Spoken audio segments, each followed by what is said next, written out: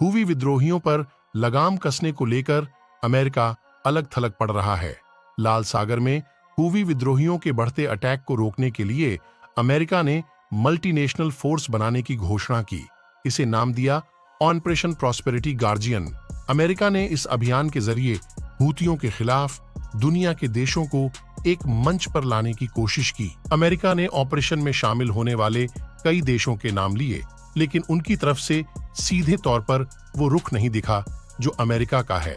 अमेरिकी रक्षा मंत्री Lloyd Austin ने 19 दिसंबर को ऑपरेशन प्रॉस्पेरिटी गार्जियन का ऐलान किया।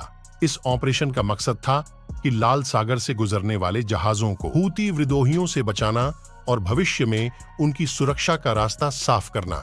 रॉयटर्स की रिपोर्ट कहती है, अमेरिका ने अपने ऑपरेशन के लिए टास्क फोर्स में 20 देशों के शामिल होने की बात कही, लेकिन इसे केवल कुछ ही देशों का सपोर्ट मिला।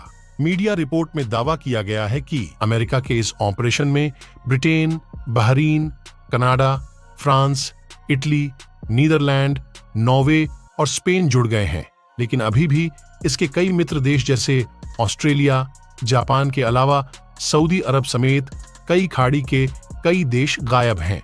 दुनिया के देश इस मामले में अमेरिका का खुलकर साथ क्यों नहीं दे रहे हैं? इसके कई कारण हैं। अमेरिका क्यों अलग पड़ रहा?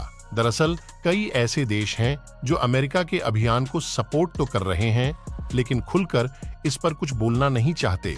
इसकी वजह है फिलिस्तीन में चल रही जंग। इजराइल के बनने के बाद से अरब देशों ने हमेशा से ही फिलिस्तीन का समर्थन किया है। इजराइल ने जिस तरह से गाजा पर हमले किए हैं, मानवाधिकार के नजरिए से पहले ही उसकी आलोचना की जा रही है। आलोचना करने वालों में UAE, Saudi Arab, Oman, Qatar, Jordan, Bahrain, Kuwait, मिस्र और मोरक्को जैसे देश शामिल रहे हैं। अब अगर ये देश हूती विद्रोहियों के खिलाफ बन रहे टास्क फोर्स पर कुछ बोलते हैं तो इन्हें आलोचना का सामना करना पड़ सकता है। इनके देश में ही इनका विरोध हो सकता है।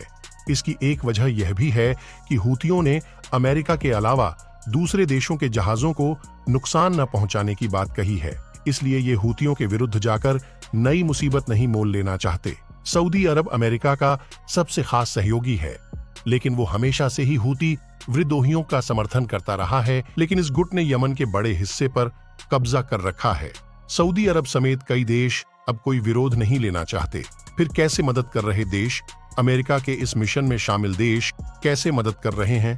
अब इसे भी समझ लेते हैं। इंडियन एक्सप्रेस की रिपोर्ट के मुताबिक स्पेन के रक्षा मंत्रालय का कहना है कि हम एक तरफा लाल सागर से जुड़े ऑपरेशन में हिस्सा नहीं लेंगे। इटली नौसेना फ्रिगेट वर्जिनियो को और फासन को लाल सागर में भेज रहा है। नीदरलैंड ने 2 स्टाफ अधिकारी और बहरीन ने 10 नौसेना अधिकारी भेजने की बात कही है। वहीं डेनमार्क मात्र 1 अधिकारी भेजेगा। अलग अलग देशों से रुख से साफ है कि कैसे ये देश अमेरिका के मिशन के लिए औपचारिकता निभा रहे हैं। ऑस्ट्रेलिया ने पहले ही साफ कर दिया है कि वो कोई भी विमान या जहाज नहीं भेजेगा।